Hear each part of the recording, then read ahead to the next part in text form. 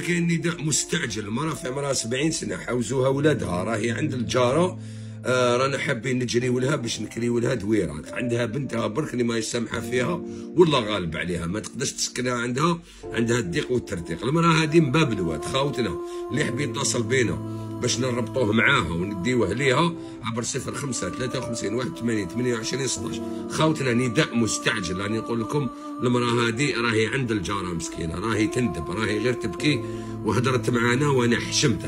قلت لها نجي نصور، قالت لي يا وليدي انا ماشي تاع فضايح وك على بالك. قلت لها هذه ماشي فضيحه، محتاج ويحتاج نربطوا المحسن معاها ديالك. تحشمت ما حبيناش نفرصيوها، خليها اللي فيها يكفيها، الله غالب. الكرش هذه ولات تولد الحنوشه، ولاو يكبروا ويربيو ويرميو، وكاين اللي يكبروا ويربيو ويرميوهم. يعني الدنيا ماهيش بالمقلوب، الدنيا هذه خطر علينا وخطر علينا.